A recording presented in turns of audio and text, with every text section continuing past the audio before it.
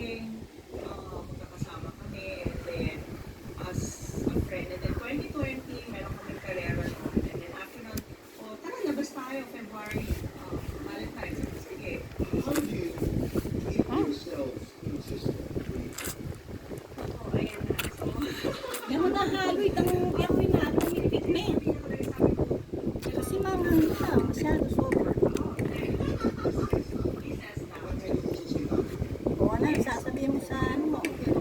Viewers? Ito, kakain ko na. Oo. selosa. Very selosa. You're territorial. Territorial, or gusto ko attention. Every time, I know this is a Ayos na ako. about marriage. Anong attitude?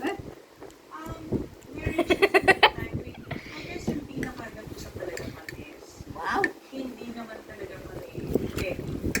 So, huwag namin gawin yan para may kasi, syempre nag-usap ko. Sorry, I'm not following you. Don't do it for me.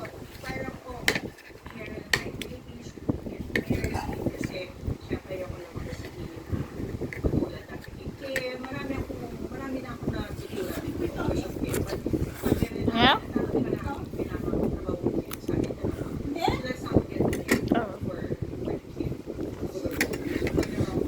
So, doon kami nagkasundo. And I guess, malay mo naman, diba? May lahat kasi, lahat yan iisip ko na ng dati wala. Very careless tayo. Spontaneous natin. Bago gawin sa Ayan mo, Mick. isipan ko na mabuti. I guess talagang nag-work na yung mga pangarap ko sa akin.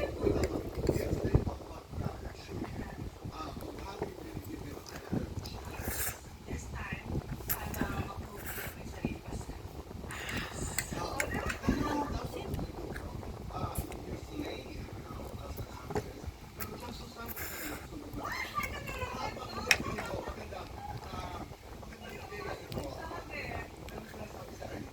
Nagmumodelo tayo.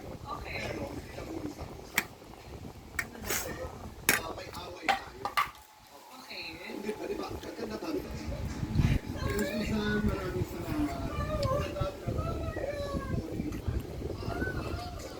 Huwag pa kukunin yung banda sa program. Dad.